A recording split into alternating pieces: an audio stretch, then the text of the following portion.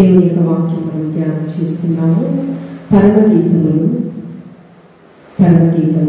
2వ అధ్యాయము 15వ వచనం చదువుకున్నాము. పరమగీతములు 2వ అధ్యాయము 15వ వచనం. మన ద్రాక్ష తోటలు పూత పట్టి ఉన్నవి, ద్రాక్ష తోటలను చెరుపు నక్కలను పట్టుకొనుడి, సహాయము చేసి గుంట నక్కలను పట్టుకొనుడి. చిన్న ప్రార్థన చేసుకుని వాక్యము ధ్యానం చేసుకున్నాము. ప్రేమ నమ్మకం కలిగిన మా కన్న తండ్రి, నీకు స్తోత్రము. మేమేమై ఉన్నామో అది కేవలం నీ ఉచితమైన కృప వలన మాత్రమే. ప్రభువా, వాక్యమై ఉన్న దేవా, నాతో మాతో సూటిగా ముఖాంతరంలో నుంచి మీరు మాట్లాడండి. ఈ స్వరం ఎంతవరకు వినపడుచున్నదో ప్రతి ఒక్కరితో మీరు మాట్లాడండి. నీ యొక్క ఆయాసకరమైన క్రియలని దూరపరచండి ప్రభువా.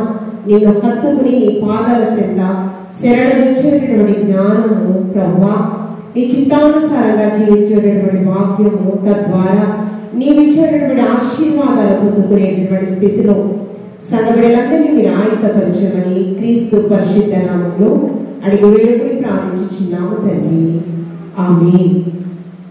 చదువుకున్నటువంటి లేఖన భాగంలో పరమగీతములు యేసుక్రీస్తు ప్రభువారికి సాదృశ్యంగా కనిపిస్తున్నది. మన ద్రాక్ష తోటలు పూత పట్టి ఉన్నవి అంటే ఫలాలు వచ్చే ముందు ఏమొస్తుంది? పూత. తర్వాత ఆ పువ్వు వికసిస్తుంది కదా. పంట పొలాలు కూడా అంతే కదా. ధాన్యము రావడానికి ముందు, పైరు రావడానికి ముందు పూత వస్తుంది కదా. పూత వచ్చినప్పుడు ఆ పూత ఫలములు రావాలి అంటే మధ్య కొంత క్రమం ఉంటుంది. తెగులు రాకుండా, బెడద రాకుండా దాన్ని సంరక్షించాలి యజమానుడు కదా. ద్రాక్ష తోటలంట పూత పూయుచున్నది, పూత వికసించుచున్నది కదా. అయితే వికసించినటువంటి ద్రాక్ష తోటలనంట ఏమైంది? ద్రాక్ష తోటలను చెరుపు నక్కలను పట్టుకొనుడి. నక్కలు సాతానుకు సాదృశ్యం. గుట్ట నక్కలా ప్రవర్తిస్తున్నాడు వీడు అంటారు కదా. కొంతమంది మనతో ఉంటారు, గుంట నక్కల్లా ప్రవర్తిస్తున్నారు. అంటే ఏంటి? మనతో ఉంటూ మన శ్రేయస్సు కోరే వారిలాగా ఉంటారు, కానీ మనకి నష్టాన్ని, తీరని నష్టాన్ని కలుగ చేస్తారు. ఆ నక్కలనంట ఏం చేయాలంట? పట్టుకోవాలంట. పట్టుకోకపోతే, వాటిని తరమకపోతే ఏమవుతుంది? పూసే పూతంతా పాడైపోతుంది, ఫలము చేతికి రాదు. ద్రాక్ష చెట్టు గురించి మనం ఆలోచన చేస్తే ఈ యొక్క సహాయం చేసేటటువంటి వారిని కనుగొనమంటున్నాడు. నక్కలను పట్టుకునేటటువంటి వారిని కనుగొనమంటున్నాడు. వీటికి ఎవరు కావాలంట? సహాయం కావాలంట. ద్రాక్ష చెట్టు గురించి మనం ఆలోచన చేస్తే యేసుక్రీస్తు ప్రభువారు 15వ సువార్తలో, యోహాను సువార్త 15వ అధ్యాయము 1వ వచనం, యోహాను సువార్త 15వ అధ్యాయము 1వ వచనం, నేను నిజమైన ద్రాక్షవల్లిని, నేను నిజమైన ద్రాక్షవల్లిని, నా తండ్రి వ్యవసాయదారుడు, వ్యవసాయకుడు. ఎలాగా? ఇది ఒక ఉపమానముగా ఉంది. ప్రతి ఒక్క సంఘానికి ఇది ఉపమానముగా కనిపిస్తుంది. ఎలాగంట? నిజమైన ద్రాక్షవల్లి యేసుక్రీస్తు ప్రభువారంట. ఆయన శరీరధారిగా భూమి మీద ఉన్నప్పుడు నేను నిజమైన ద్రాక్షవల్లి. ద్రాక్షవల్లి అంటే ఏంటి? ఎన్నో ఫలాలతో ఉన్నటువంటి వల్లి పుష్పముగా కనిపిస్తూ ఉన్నది. ఎన్నో ఫలాలను ఇచ్చేటటువంటిదంట. దానికి తీగలు అనేకమంది ఉంటాయి.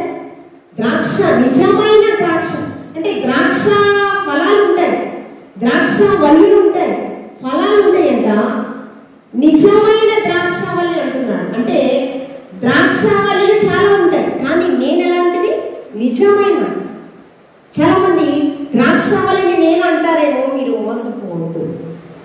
అబద్ధ ప్రవక్తలు, అబద్ధ బోధకులు యేసుక్రీస్తు ప్రభువారికి అబద్ధ ప్రవక్త ఇంకో సాతాను పేరు కూడా ఉంది. యేసయ్య కదా యేసుక్రీస్తు ప్రభువారి పేరు. బర్యేసు. అబద్ధ ప్రవక్త పేరేంటి? సాతాను పేరేంటి? బర్యేసు అంట. యేసయ్య మనకు తెలుసు కదా, రక్షకుడు మాత్రమే మనకు తెలుసు కదా, యూదా స్తుతి గోత్రమైన ఆయనే మనకు తెలుసు కదా. కానంట బర్యేసు అనేటటువంటి అబద్ధ ప్రవక్త, సాతాను సంబంధి కూడా ఉన్నాడంట. ఎలాగా? అందుకే నేనే నిజమైన ద్రాక్షావల్లి. ద్రాక్షావల్లికి తీగలు అనేకం ఉంటాయి, ఫలాలు కూడా అనేకమైన ఉంటాయి. వ్యవసాయకుడు ఎవరు? ఈ పంట పొలాలకు ద్రాక్షావల్లికి ఎవరు వ్యవసాయకుడు అంటే నా తండ్రి వ్యవసాయకుడు, యజమానుడు అని. అందుకనే ఒక అంజూరపు చెట్టు ద్రాక్షవనంలో నాటబడింది. అది ఇంకో ఉపమానం కదా. అంజూరపు చెట్టు ద్రాక్షవనంలో నాటబడింది కదా. అయితే తోటమాలి యేసు దాన్ని కాపు కాస్తూ ఉన్నాడు. కానీ ఆ అంజూరపు చెట్టుకు యజమానుడు ఎవరు? పరమ తండ్రి. ఆయన చూస్తున్నాడంట, ఫలాలు రాలేదంట, ఇంకా ఇది ఉండడానికి వీలేదు, దీని వలన భూమి సారము పోతుంది. అందుకని ఏం చేస్తున్నాడు? దీన్ని నరికి వేరొక పంట పొలాన్ని వేయమంటూ ఉన్నాడు. కానీ తోటమాలి ఆయన వేసేయమంటున్నాడు, 1 సంవత్సరము గడువివయ్యా, 1 సంవత్సరం దాన్ని తవ్వి నీరు పోసి ఫలాలు వచ్చేలా నేను ఎరువు వేస్తానయ్యా అంటూ ఉన్నాడు. అంటే సంఘం అనగా ఏంటి? సంఘం అంటే 4 గోడలు కాదు. సంఘం అంటే ఏంటి? విశ్వాసుల సమూహం. క్రీస్తు శరీరంలో మనమందరం కూడా అమర్చబడి ఉన్నాము ఈ సంఘానికి శిరస్సు అధికారి యేసయ్య కదా. సంఘము ప్రారంభం ఎక్కడ ప్రారంభమైందంటే ఏదేను తోటలో ప్రారంభమైంది. ఇది ఎక్కడ 2-3 కూడి నా నామములు ఉంటారో వారి మధ్య ఇద్దరు ఎక్కడ ఉంటారో అదే సంఘము. ఏమండి? గ్రామంలో ఉన్న అందరూ కాదండి, ఇద్దరు ఎక్కడ ఉంటే అదే సంఘము. ఎక్కడ 2-3 కూడి నా నామములు ఉంటారో వారి మధ్య అదే సంఘము. ప్రారంభ సంఘం ఎక్కడ? ఆదాము అవ్వల వారిలో మధ్య ప్రారంభమైంది ఒక సంఘము. అందుకనే ఈ యొక్క ద్రాక్ష ఫలము దేనికి సాదృశ్యంగా కనిపిస్తుందంటే ఇజ్రాయేలు ప్రజలకు సాదృశ్యంగా కనిపిస్తుంది. నేడు మనందరికీ కూడా క్రైస్తవ జనాంగానికి సాదృశ్యంగా ద్రాక్ష ఫలము కనిపిస్తుంది. అందుకని మరి కీర్తనకారుడు అంటూ ఉన్నాడు 128వ సంకీర్తన 3వ వచనంలో, నీ లోగిట నీ భార్య ఫలించు ద్రాక్షావల్లి. ఏమంటే ఎలాగా? మనం ఎలా పోలిస్తున్నాడు? ఇజ్రాయేలు ప్రజలు ద్రాక్షావల్లితో పోల్చాడు. అదేవిధంగా నేడు మనందరికీ కూడా సాదృశ్యంగా ఉంది. మళ్ళీ నీ లోగిట నీ భార్య ఫలించు ద్రాక్ష అంటే వివాహ వ్యవస్థలో జతపరచబడిన ప్రతి ఒక్క స్త్రీ కూడా ద్రాక్షావల్లితో పోలుస్తూ ఉన్నాడు. సామాన్యమైన వ్యక్తులు కాదు, మనం అంత శ్రేష్టమైనది. అయితే ఈ ద్రాక్షావల్లి అనేక ఫలములతో ఉంటుంది కదా. దీనిలో గొప్ప ప్రాముఖ్యతమైనది ఉంది. ద్రాక్షావల్లి ఫలాలతో రాకుండా ఏం చేస్తాయంట? నక్కలను ఉంటున్నాయంట.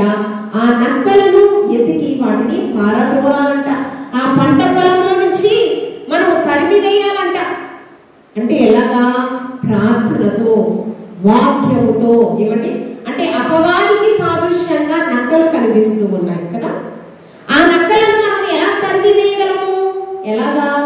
అపవాది సాదృశ్యంగా నక్కలు కదా. ఆ నక్కలు మనం ఎలా తరిమి వేయగలము? ప్రార్థనతో, వాక్యముతో. ఏమంటే వాక్యముతో నక్కలు, అపవాది మన పొలములో, మన గృహములో, ఏమంటే మన దగ్గర ఉందో లేదో ఆనవాళ్ళు తెలుసుకునేటటువంటి జ్ఞానము ప్రార్థనతో దేవాది దేవుడు మనకిస్తాడు. అదే కాకుండా వాక్యముతో నిన్ను నువ్వు చాలా జాగ్రత్తగా కాపాడుకోవాలి. ఏమండి? అది ఎలా తెలుసుకోవాలి? అపవాదిని ఎలా ఎదిరించాలి?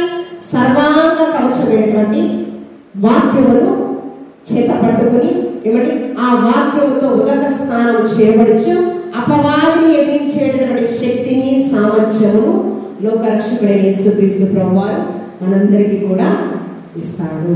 చూడండి, నక్కలు రావడానికి కారణం ఏంటంటే అపవాది రావడానికి మన పొలంలో కావచ్చు, మన గృహంలో కావచ్చు, మన గ్రామంలో కావచ్చు, నష్టం చేసేటటువంటి వ్యక్తులు రావడానికి కారణం ఏంటంటే, అపవాది సంబంధులు రావడానికి కారణం ఏంటంటే ద్రాక్షావల్లి ఫలములతో ఉంది.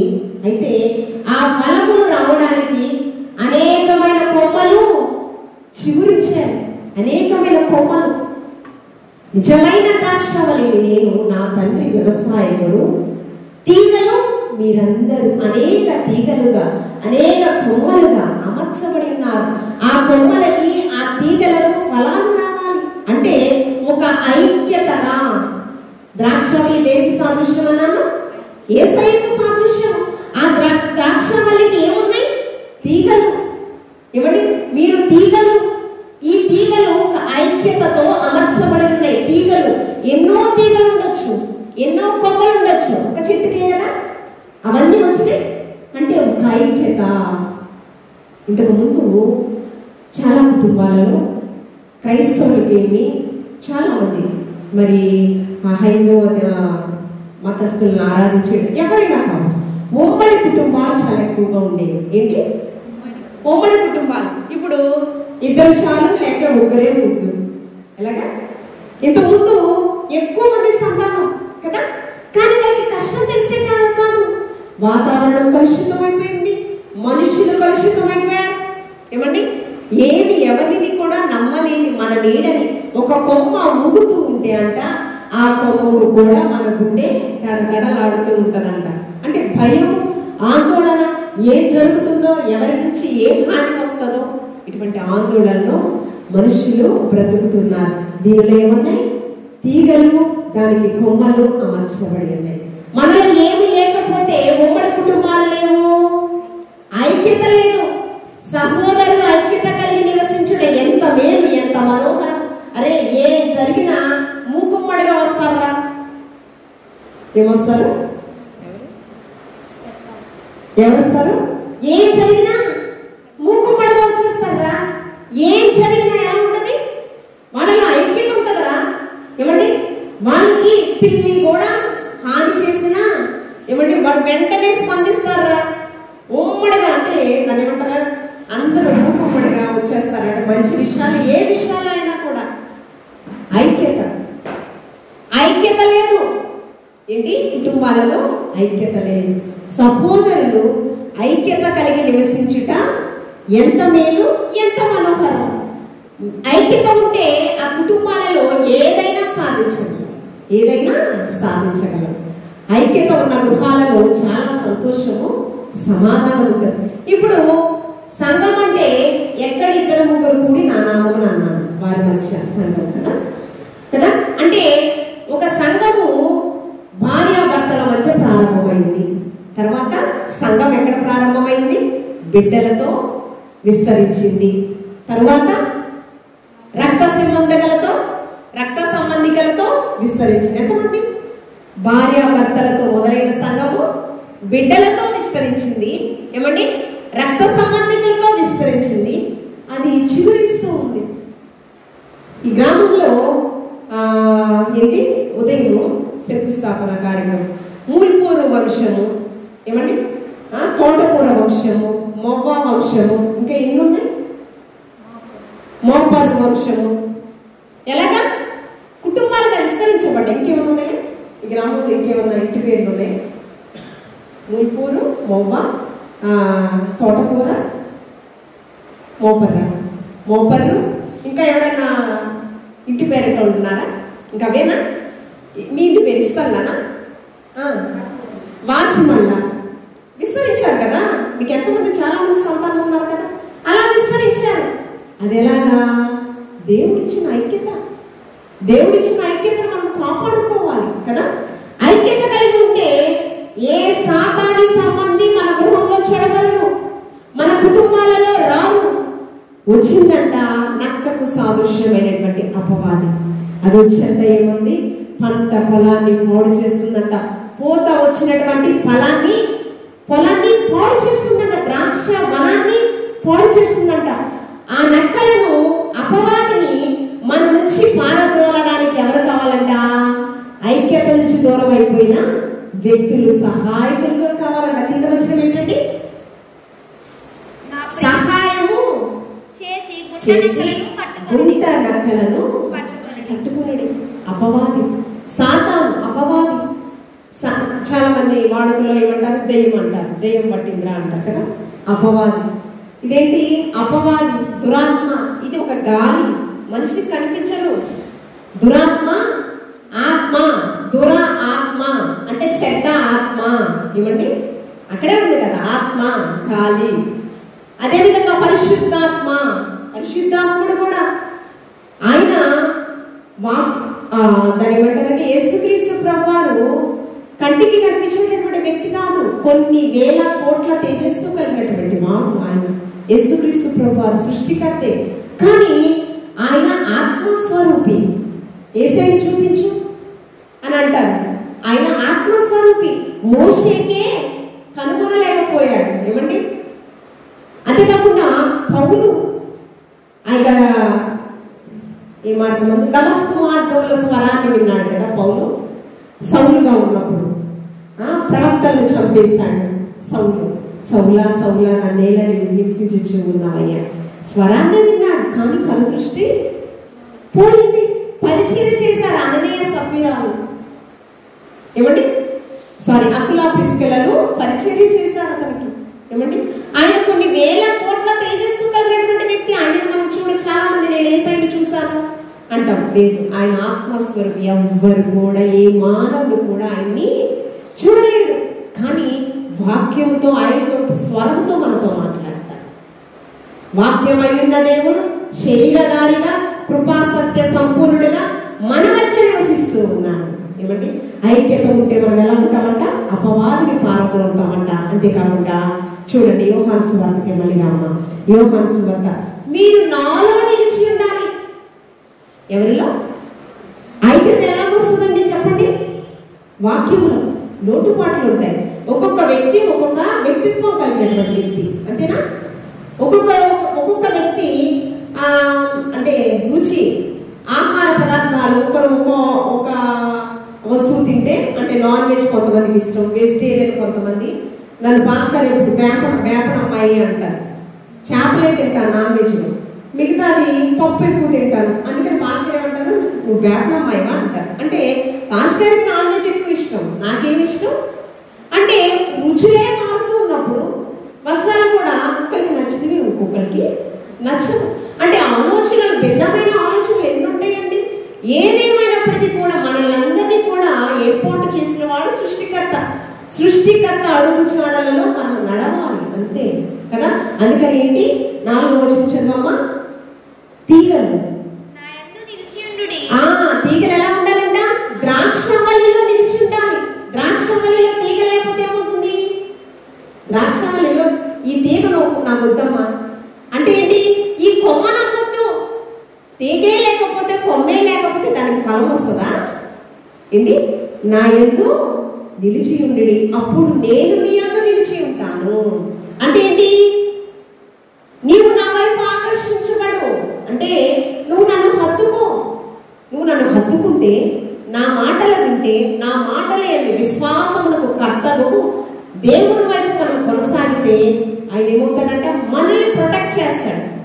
తెగులు రాకుండా, ఏమంటే నక్కలు చొరబడి, అపవాది సంబంధులు చొరబడి మన కుటుంబాన్ని పాడు చేయకుండా, ఎవరంటే నా యందు నీవు నిలిచి ఉంటే నేను నీ యందు నిలిచి ఉంటాను, నీ గృహానికి అధికారిగా ఉంటాను. ఇప్పుడు నీవు నా యందు నిలిచి ఉంటే నేను నీ యందు నిలిచి ఉంటాను కదా. తర్వాత తీగే ద్రాక్షవల్లిలో ఫలించి ఉంటేనే గాని అంతట తానే ఎలాగూ ఫలింపదు. 7వ వచనం చదవమ్మా.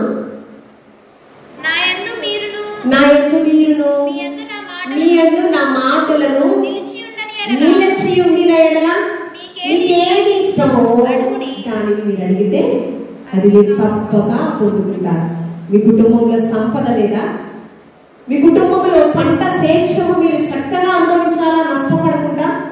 మీ కుటుంబంలో ఆరోగ్యము కావాలా, క్షేమము కావాలా, నెమ్మది కావాలా? ఎన్ని ఉన్నా నెమ్మది ఉండడం లేదు, ఎన్ని ఉన్నా ఆరోగ్యం ఉండడం లేదు, ఎన్ని ఉన్నా ఏదో కొద్దిగా చింత లేని మనిషి, చింత లేని గృహము నేటి దినాలలో లేదు. ఏమంటే ఏ ఒక్క మనిషిని తట్టడిగినా ఏదో ఒక వేదనకరమైన విషయము చెప్తాడు. నీ బిడ్డలు ప్రయోజకులు అవ్వాలా, నీ బిడ్డలకు గర్భఫలాలు కావాలా, నీ బిడ్డలకు వివాహాలు కావాలా, నీకు మంచి నివసింపయోగమైన గృహము కావాలా, ఏమి కావాలి? నీవు నా యందు నిలిచి ఉంటే నేను నీ యందు నిలిచి ఉండి ఏమి అడిగినను అది మీకు అనుగ్రహించుటకు నేను సిద్ధముగా ఉన్నానని దేవాది దేవుడు అంటూ ఉన్నాడు. ముందుగా మనం ఏమవ్వాలి? దేవుడిలో మనం ఉండాలి. ఏమండి? దేవుడిలో మనం ఉండాలి, దేవుడిలో ఎదగాలి. ఆకు వాడక తన కాలమందు ఫలమిచ్చు చెట్టు వలె. ఏమండి? అందుకని మనము ద్రాక్షవల్లికి అంటు కట్టబడిన ఏమంటే తీగలముగా మనం ఉన్నాము. నా ఎదురు నిలిచి ఉండకపోతే ఆ కింద వచనాలలో ఇప్పుడే గొడ్డలి వేరున ఉంచబడింది, ఫలించని ప్రతి చెట్టును నరికి నేను అగ్నిగుండములో వేస్తాను. ఎన్నో వచనం అది? ఫలించని ప్రతి చెట్టును నరికి 14. ఫలించని ప్రతి చెట్టును నరికి అగ్నిగుండంలో దేవునిలో మనం నిలిచి ఉండాలండి. అప్పుడు అపవాది సంబంధులు ఎవరో తెలుసుకునేటటువంటి వివేచన జ్ఞానము దేవాది దేవుడు మనకి అనుగ్రహింప చేస్తారు. కాబట్టి అందుకని వాక్యం ఏంటి? 14వ అధ్యాయం యోహాను సువార్త 15వ వచనం, మీరు నన్ను ప్రేమిస్తే నా ఆజ్ఞలను కైకుంటారు. చూడండి, ఇంకొక 5 నిమిషాల్లో మనం ముగించుకుందాం. ఇక్కడంట గుంట నక్కలు ద్రాక్ష తోటను పాడు చేస్తున్నాయంట. పరమగీతాలలో భక్తుడు మాట్లాడుతూ ఉన్నాడు. అంతేకాకుండా ఆమోసు గ్రంథములో 4వ అధ్యాయము 9వ వచనం, ఆమోసు గ్రంథము 4వ అధ్యాయము 9వ వచనంలో, ద్రాక్ష తోటను మేము నాటాము, కానీ గొంగళి పురుగులు వచ్చి ఆ ద్రాక్ష తోటను పాడు చేస్తున్నాయంట. దేని పాడు చేస్తున్నాయి? 4వ అధ్యాయము 9వ వచనము.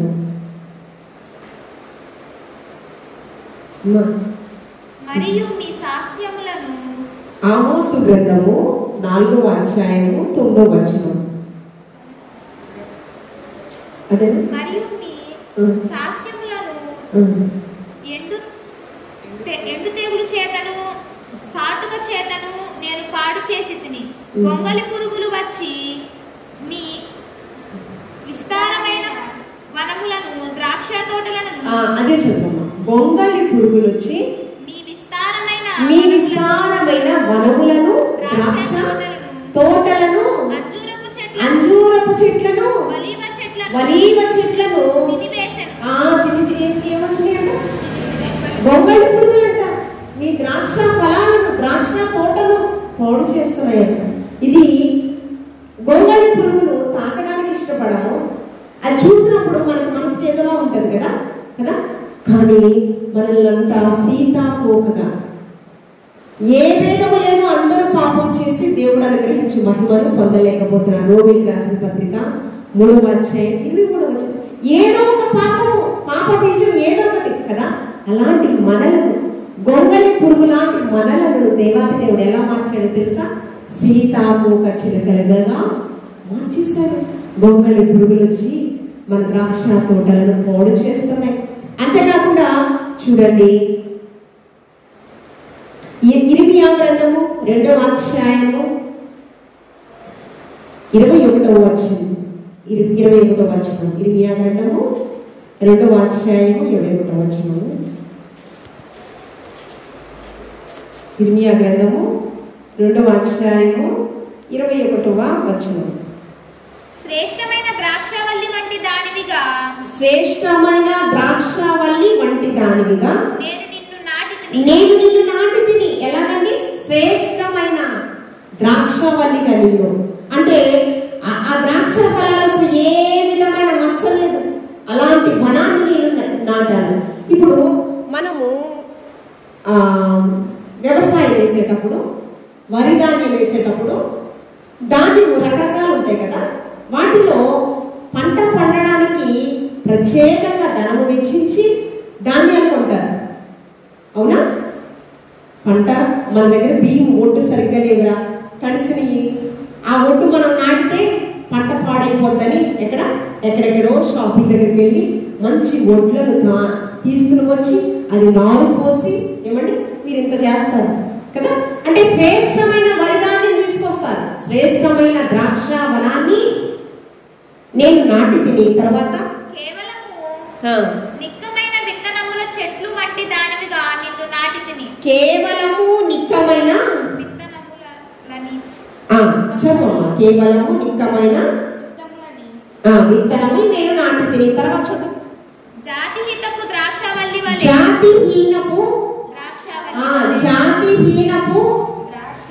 ద్రాక్షావల్లి వలె నీవు ఎట్లు భ్రష్టు సంతానమైతివి. నీవు ఎట్లు భ్రష్టు సంతానమైంది. ఎలా శ్రేష్టమైన ద్రాక్ష చెట్లను నేను నాటాను. శ్రేష్టమైన ద్రాక్ష చెట్లు నాటితే వాటిలో నుంచి ఏం రావాలి? శ్రేష్టమైన ఫలాలు రావాలి. కానీ ఎలా వచ్చాయంట? భ్రష్టు సంతానం అంట. దానికి ముందు వచ్చినాయంటే నిక్కమైన కాదమ్మా. భ్రష్టు సంతానం ముందేంటి? జాతి హితము అంటే అసహ్యింపబడే స్థితిని గురించి. భ్రష్టు సంతానం అంటే ఏంటి? దేవుని కళ్ళు దృష్టిలో నుంచి తప్పించబడిన సంతానం. అంటే ఇది ఎందుకు? అపవాది మన మీద ఎవరిని బ్రిగ్గుదుమారి ఏలుబడి చేస్తూ ఉంటది. కాబట్టి అపవాది అనుచరులుగా మనం బ్రతకూడదు. అపవాది పరలోక రాజ్యంలో తండ్రితో ఒక సవాల్ విసిరింది. ఏంటి? యోగు భక్తుడుకు అన్ని ఇచ్చేసావు, తన చుట్టూ ఒక కంచి వేశావు, గొర్రెలు మేకలు ఇచ్చావు, బిడ్డలు ఇచ్చావు, మంచి భార్యలు ఇచ్చావు, అన్ని ఇచ్చావు, తన చుట్టూ కంచె కూడా వేశావు కదా. ఇంకా నిన్ను హత్తుకోకుండా ఏం చేస్తాడు అని అన్నాడు. ఎలాంటి పరిశీలన పెట్టుకో యోగు భక్తుడిని. ఎక్కడి నుంచి? పరలోకం నుంచి సాతాను అపవాది యోగు భక్తుడిని చూస్తుందంట. ఎక్కడ? పరలోకంలో దేవుడితో పాటు ఎవరున్నారంట? సాతాను కూడా ఉందంట. అపవాది యోగు భక్తుడిని చూస్తుందంట. నా ప్రియమైన యోగు భక్తుడు ఊజు దేశంలోనే భక్తి పరుడు. ఎన్ని పరీక్షలైనా పెట్టుకో, ప్రాణాలను తీయటకు మాత్రం అధికారము లేదు. అలాగే మనల్ని కూడా మనం దేవుడికి ఎంత దగ్గరగా బ్రతకాలని ప్రయత్నించినా అపవాది మన మీద ఏదో ఏలుబడి చేస్తూ ఉంటుంది. ఎవరి ద్వారా? దురాత్మ, ఆత్మ అన్నాను. ఆత్మ గాలి మనుషుల్లో చొరబడి మంచివాడిని చెడ్డవాడిగా, మంచి వ్యక్తిని చెడ్డదానిగా మారుస్తూ ఉంటుంది. ఇది దురాత్మ కదా. ఏంట్రా ఇంత మంచివాడు ఎలా మారిపోయాడంటే అపవాది యొక్క ఉద్దేశమే మంచివాడిని చెడ్డవాడిగా, దేవునికి దూరస్తులుగా చేయడమే అపవాది. భ్రష్ట సంతానంగా మనం బ్రతకూడదండి. అపవాదికి అనుచరులుగా, అపవాది కుయుక్తులకు ప్రేరేపితం కావద్దని దేవాది దేవుడు మనల్ని హెచ్చరిస్తూ ఉన్నాడు. నిజమైన ద్రాక్షావల్లిని నేను, నా తండ్రి వ్యవసాయకుడు, తీగలు మీరు. కాబట్టి మనము దేవుడిలో నిలిచి ఉందాము. నిలిచి ఉంటే ఆ తీగలు బహుగా ఫలిస్తాయి. బహుగా ఫలించకపోతే ఏమవుతుంది? మనమే వ్యవసాయము పంట వేసినప్పుడు సరిగ్గా రాకపోతే ఆ పంటను తీసివేసి వేరొక పంటను మనము సామాన్యమైన మానవులకు మనమే ఆ పని చేస్తాము. కానీ యేసయ్య పరిశుద్ధ రక్తాన్ని చిందించేశాడే. రక్తాన్ని చిందించిన ఇంకా మనలో మార్పు రాకపోతే రెండవ రాకడలో ఆయన మరలా త్యాగాన్ని అయితే ఇవ్వడు, కానీ దేవుని యొక్క కోపాన్ని మన పట్ల చూపిస్తాడు. ఐక్యతతో మన కుటుంబాన్ని, వాక్యంతో, ప్రార్థన అనే బలిపీఠాన్ని కట్టుకుందాము. మనమందము వర్ధిల్లుదాం. నీలో నీ భార్య ఫలించు ద్రాక్షావల్లి వలె. ఎవరికి? ప్రియుడైన యేసుక్రీస్తు ప్రభువారు మనల్ని ఎదుర్కొని, ఆయన్ని ఎదుర్కొని వివాహ మహోత్సవానికి మనం సిద్ధపడాలి. బుద్ధి కలిగిన కన్యకల వలె సిద్ధపడి ఆయన్ని వివాహం చేసుకోవడానికి మనం ఆయన్ని ఎదుర్కోవాలి. ఆ రీతిగా మనం ఉండాలి. ఆ రీతిగా ఉండాలంటే అపవాదిని ఎదిరించడానికి ప్రార్థన అనే బలిపీఠాన్ని, వాక్యమయ్యనే ఆయుధాన్ని మనం సంపాదించుకోవాలి. మన కుటుంబాన్ని ప్రార్థన అనే కంచి వేయాలి. రెప్పపాటున ఏం జరుగుతుందో తెలియదు. చెప్పారు కదా, ఇర్మియా ప్రవక్త అంగలార్పు విద్యను తన తల్లి నేర్పించింది. ఏమనంటే వీధులలో చంటి బిడ్డలు లేకుండా చేయట, రాజమార్గంలో ఎవరు లేకుండా చేయట అపవాది యొక్క ఉద్దేశం అంట. మరణ దేవత యొక్క ఉద్దేశం అంట. మనకు అమితమైన ఇష్టం ఎవరు? మన బిడ్డలు. వాళ్ళ మీద దాడి చేస్తుందంట అపవాది. కాబట్టి మనం ప్రొటెక్ట్ చేసుకోవాలి, వారిని కాపాడాలి. కాపాడాలి అంటే అపవాదిని ఎదిరించాలంటే ప్రార్థనే ఆయుధం. అపవాది మనకు కనపడదు కదా, కాబట్టి మనకేంటి ఆయుధము? ప్రార్థన. ప్రార్థన ఆలకించువాడా సర్వ శరీరులు నీ యొద్దకు వచ్చేదరయ్యా. కాబట్టి ఆ ప్రార్థన చెవియొగ్గి అపవాదిని ఎదిరించే శక్తిని దేవాది దేవుడు మనకిస్తూ, మనకేంటి? అపవాదిని మన పాదాల కింద తొక్కి అపవాదిపై విజయాన్ని దేవాది దేవుడు మనకి అనుగ్రహింపచేస్తాడు. ఫలములతో మన కుటుంబాన్ని నింపుతాడు. మంచి ఫలాలు, శ్రేష్టమైన ఫలాలు, ద్రాక్ష ఫలం చాలా రుచికరంగా ఉండేలా మన జీవితాన్ని మారుస్తారు. ఆ రీతిగా మన కుటుంబం ఉండాలని దేవాది దేవుడు ఈ మాటలు మనందరి ఇంటిలో బహుగా ఫలించుగాక. ఆమేన్. పరిశుద్ధుడా, ప్రేమమయుడా, నీ బంగారు పాదములకు వేలాది వందనాలు ప్రభువా. నీకు స్తోత్రము ప్రభువా. వాక్యముతో సూటిగా ముఖాంతరంలో నుంచి నీవు మాట్లాడే దేవానికి వందనాలు ప్రభువా. నీకు స్తోత్రము. సమయంలో సద్వినియోగపరుచుకుని నీ సన్నిధానంలో నిలబడినటువంటి నీ ప్రియులందరినీ మీరు జ్ఞాపకం చేసుకోండి. రెట్టింపు ఆశీర్వాదానికి యోగ్యులుగా ఎంచమనడుచున్నాను ప్రభువా. నీకు స్తోత్రము ప్రభువా. వారి యొక్క ప్రతి అవసరత మీ నామంలో తీర్చమనడుచున్నాను ప్రభువా. నీకు స్తోత్రము ప్రభువా. ప్రార్థన చేస్తూ అపవాదిని ఎదిరించే గొప్ప శక్తిని పొందుకునేటటువంటి జ్ఞానంలోనికి నీ ప్రియులని నడిపించమనడుచున్నాను ప్రభువా. నీకు స్తోత్రము. కుటుంబాలలో శాంతి, సమాధానము, సమృద్ధి అయిన వేళ్లతో నింపమనడుచున్నాను ప్రభువా.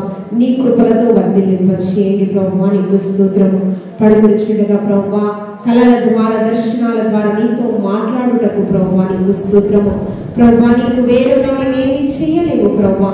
నీలో చిగురించే గొప్ప ధన్యతలోనికి నీ ప్రియులను మీరు నడిపించమనడుచున్నాను ప్రభువా. నీకు స్తోత్రము. పచ్చని వలీవ చెట్టు వలె, నీరు కట్టే తోట వలె నీ ప్రియులను మీరు ఆశీర్వదింపచేయండి. ఆశీర్వాదాలకు యోగ్యులుగా నీ ప్రియులందరూ మీరు ఎంచమనడుచున్నాను ప్రభువా. నీకు స్తోత్రము. తెలిసి తెలియక ఏదైనా అపరాధములు చేసినట్లయితే దయతో మన్నించండి. గొప్ప జీవితాన్ని వీరందరికీ బహుమానంగా లభింపచేయండి. రక్షణ మార్గంలోకి నడిపించుకోమని క్రీస్తు పరిశుద్ధ నామంలో అడిగి వేడుకుని ప్రార్థించుచున్నాము తండ్రి. ఆమేన్. పరలోకమందున మా తండ్రి, నీ నామము పరిశుద్ధపరచబడుగాక. నీ రాజ్యం మాకు వచ్చునుగాక.